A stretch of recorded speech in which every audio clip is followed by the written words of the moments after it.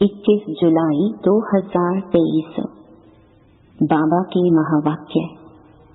मीठे बच्चे, सारी सृष्टि का पालन करता एक बाप है। वह कभी किसी की पालना नहीं लेते, सदा निराकार हैं। यह बात सिद्ध कर सबको समझाओ। प्रश्न: गॉडली स्टूडेंट की पहली मुख्य निशानी क्या होगी?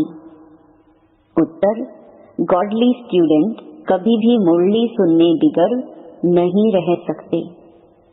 वह ऐसे नहीं कहेंगे कि हमें मुरली सुनने की फुर्सत ही नहीं मिलती। जहां भी हैं पॉइंट्स मंगाकर भी पढ़ेंगे। कितनी अथाह पॉइंट्स चलती हैं। अगर मुरली नहीं सुनेंगे तो धारणा कैसे होगी? यह पढ़ाई है। सुप्रीम टीचर पढ़ाने वाला है, तो बच्चों को मुरली कभी मिस नहीं करनी चाहिए। गीत: तुम्हें पाके हमने जहां पा लिया। ओम शांति। अब तुम आत्माएं बाप को जान गई हो। बच्चे जानते हैं एक ही शिव बाबा है, जिसको कोई भी सूक्ष्म व स्थूल शरीर नहीं मिलता है। ब्रह्मा विष्णु शंकर का भी सूक्ष्म शरीर दिखाते हैं, नाम भी है। बच्चे समझते हैं उनमें आत्मा है, सूक्ष्म शरीर है। इस समय तुम बच्चे त्रिलोकीनाथ बनते हो। लक्ष्मी नारायण को कोई त्रिलोकीनाथ नहीं कहेंगे। लक्ष्मी नारायण इन तीन लोक, मूल वतन, सूक्ष्म वतन, स्थूल वतन को नहीं जानते। हर एक बात बुद्धि से निर्णय करनी है कि राइट है या रॉन्ग है। सिर्फ जो सुना सत्य सत्य कहना, यह तो भक्ति मार्ग है। यहाँ तो अच्छी रीति समझना है। बरोबर ब्रह्मा विष्णु शंकर को सूक्ष्म शरीर है। सिर्फ एक ही शिव निराकार है। मंदिर तो उनके अनेक प्रकार के बने हुए हैं और नाम भी अनेक प्रकार के रख दिए हैं। ढेर मंदिर हैं जहाँ लिंग रखा रहता है। बॉम्बे में है, उसको बाबुरीनाथ कहते हैं। है तो एक शिव। विलायत आदि तरफ भी बहुत नाम रखे हुए हैं। अभी बच्चे जानते हैं हम आत्मा हैं। परम पिता परमात्मा हम बच्चों को समझा रहे हैं, तीनों लोकों का ज्ञान दे रहे हैं। इस समय ही तुम त्रिलोकीनाथ हो, क्योंकि तुम जानते हो। जब तक कोई जाने नहीं तो नाथ कैसे बन सकते? सिर्फ ब्रह्मा की औलाद ब्राह्मण ही त्रिलोकीनाथ हैं, जिनको तीनों लोकों की नॉलेज है। नॉलेजफुल ब्लिसफुल बाप है। वह निराकार बाप हमको नॉलेज दे रहे हैं। कोई साकार मनुष्य को गॉड नहीं कहा जा सकता। यहाँ तो सर्वव्यापी कह देते हैं। अभी तुम बच्चे समझ गए हो, गॉड फादर एक ही निराकार शिव है, जिसकी पालना भी नहीं होती है और सभी की पालना होती है। आत्मा छोटे शरीर में आती है, गर्भ में तो अपना अंगूठा चूसती है। शिव बाबा को अंगूठा नहीं जो चूसना पड़े। शिव बाबा कहते हैं, मैं तो गर्भ में ही नहीं जाता हूँ और सब तो गर्भ में जाते हैं। फिर उनकी पालना भी होती है। माँ जैसे खाना आदि खाती है, कोई खट्टी चीज खाती है तो उसका असर बच्चे पर पड़ता है, तो बच्चे को नुकसान होता है। शिव बाबा पूछते हैं, हमारी तुम पालना कैसे करेंगे? हमको तो कहते ही हैं सृष्टि का पालन करता, तो मेरे ऊपर कोई है नहीं। इन बातों को अच्छी रीति समझना चाहिए। विचार सागर मंथन कर पॉइंट्स निकालनी चाहिए। बरोबर शिव बाबा बाबा है, उनको माशूक भी कहा जाता है। सभी मनुष्य मात्र आशिक हैं उस माशूक के। तुम सब सजनिया हो, वह साजन ठहरा। साजन है निराकार, कोई साकार व आकार को साजन नहीं कहा जा सकता। सभी का माशूक एक ही निराकार बाबा है। निराकार आत्माएं अपने माशूक को याद करती हैं। याद क्यों करती हैं? जरूर कुछ न कुछ तकलीफ है। सभी भक्त भगवान को याद करते हैं। यह आशिक माशूक निराकारी है। वह जो साकारी आशिक माशूक होते हैं, उन्हों की भी महिमा है और वह बहुत थोड़े होते हैं। एक दूसरे के शरीर पर फिदा होते हैं। उनका कोई विकार के लिए प्यार नहीं होता है। सिर्फ एक दो को देखते रहते। देखने बिगर सुख नहीं आएगा। शरीर को याद करते हैं, कहाँ भी बैठे रहेंगे। समझेंगे हमारे सामने माशूक खड़ा है, उनको साक्षात्कार होता है, क्योंकि वह पवित्रता का प्रेम है। शरीर की भी शोभा होती है ना, विकार के लिए नहीं। एक दो को देख खुश होते हैं। खाते हुए उनकी याद आई, बस खाना भूल जाएगा, उनको ही देखते रहेंगे। वह भी थोड़े होते हैं। यहाँ तो सभी के सभी आशिक हैं, उस माशूक शिव बाबा के। परंतु कितने थोड़े सच्चे आशिक बनते हैं जो पास विद ऑनर्स होते हैं।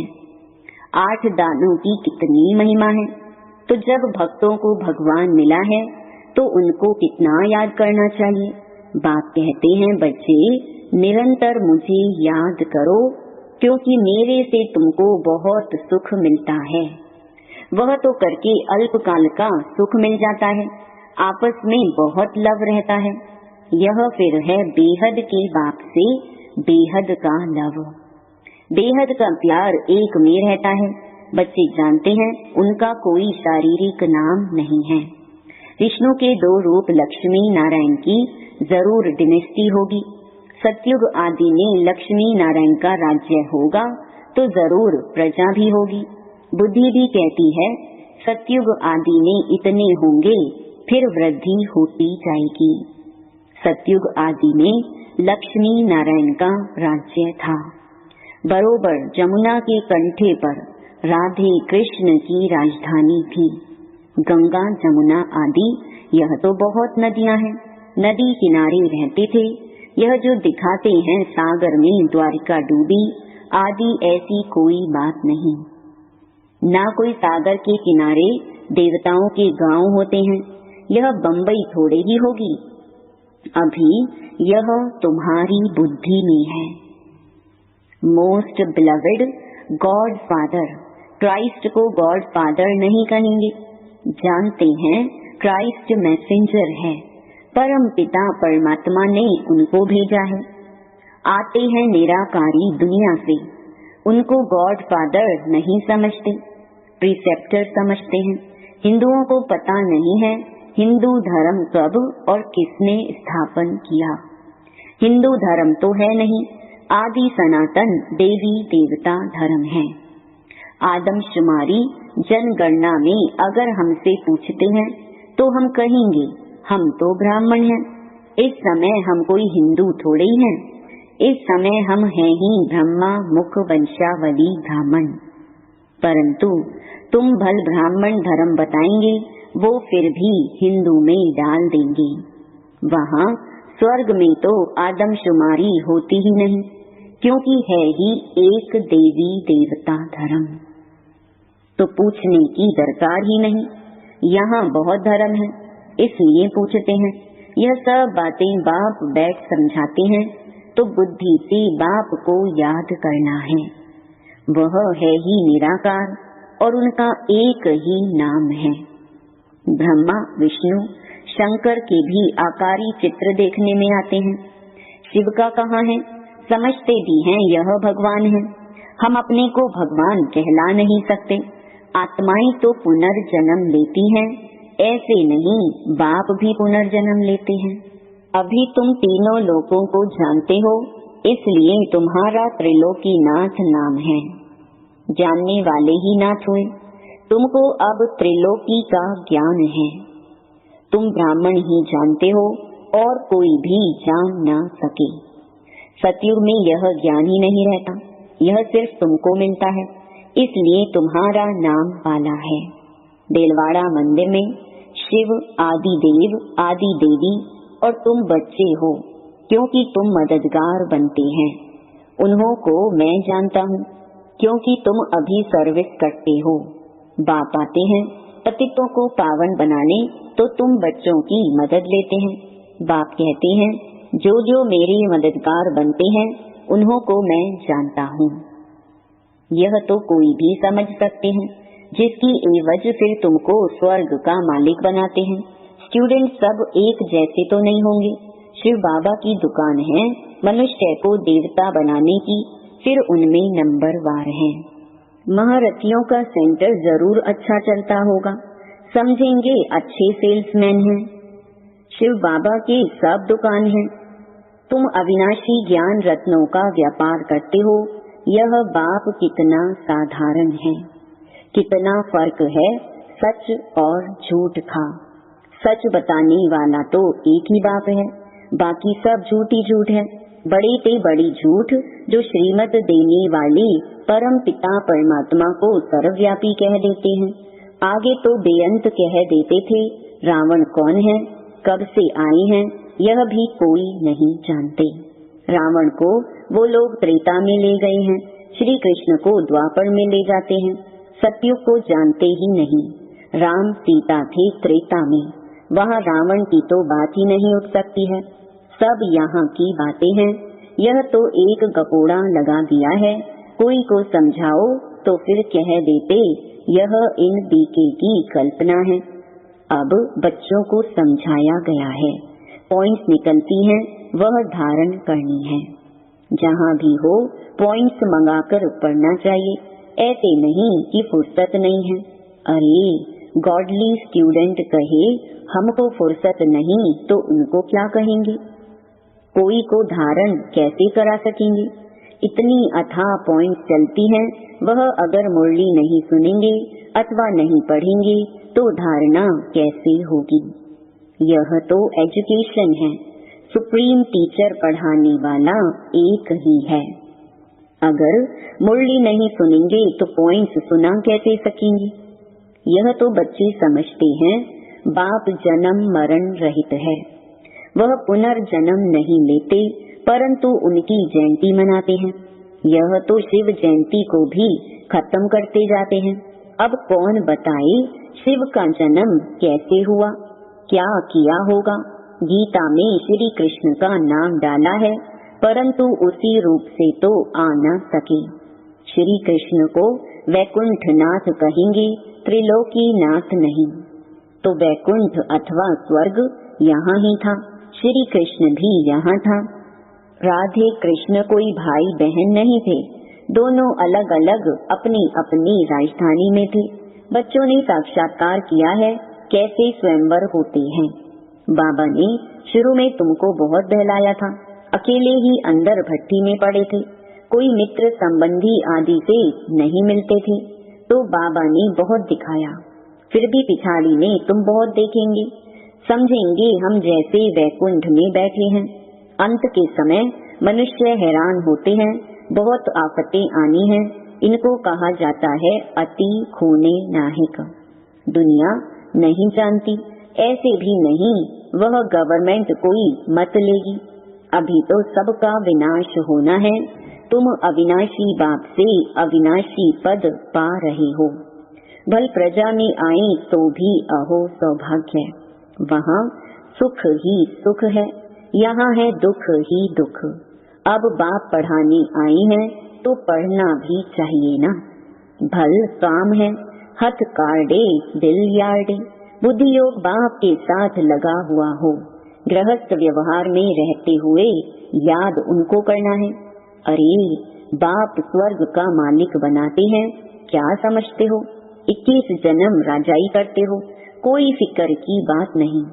यहाँ तो देखो मनुष्यों को कितना फिक्र रहता है, वहाँ फिक्र होता नहीं।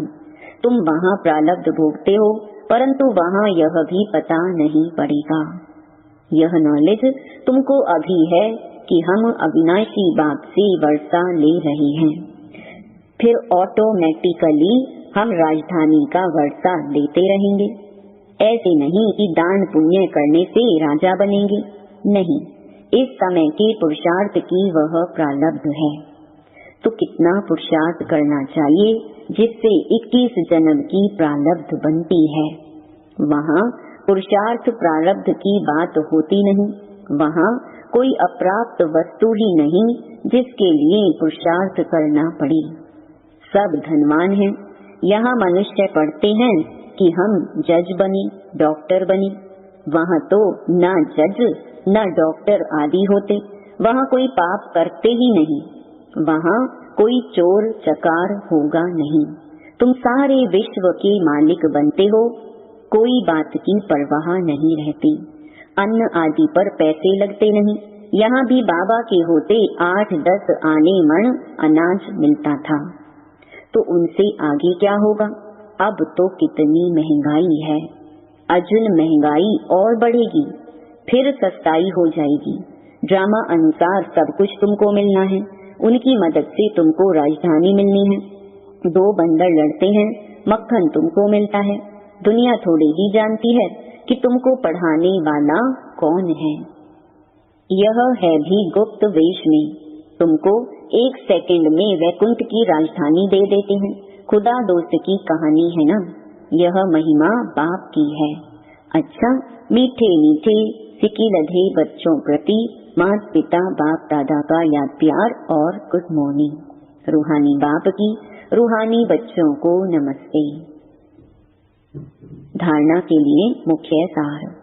पहला, अच्छा होशियार सेल्समैन बन अविनाशी ज्ञान रत्नों का व्यापार करना है। अविनाशी प्रारब्ध बनाने के लिए अपना बुद्धि योग एक बाप से लगाना है। दूसरा, पास विद ऑनर होने के लिए सच्चा सच्चा आशिक बनना है, निरंतर एक माशूक की याद में रहना है। वरदान, सर्वशक्तिमान के साथी बन सर्व के प्रति शुभ भावना रखने वाले चिंतन व चिंता मुक्त भव। कई बच्चे चिंतन करते हैं कि फलाने की बीमारी ठीक हो जाए, बच्चा व पति ज्ञान में चल जाए, धंधा ठीक हो जाए। यह भावना तो अच्छी है, लेकिन आपकी यह चाहनाएं पूर्ण तब होंगी जब स्वयं हल्के हो बाप से शक्ति लेंगे। इसके लिए बुद्धि रूपी बर्तन खाली चाहिए। सभी का कल्याण चाहते हो तो स्वयं शक्ति स्वरूप बन सर्व शक्तिमान के साथी बन शुभ भावना रख चलते चलो। चिंतन व चिंता मुक्त बनो, बंधन में नहीं फंसो। स्लोगन, जो प्रश्नों से पार रहते हैं वही सदा प्रसन्न चित्त रहते हैं। ओम शांति।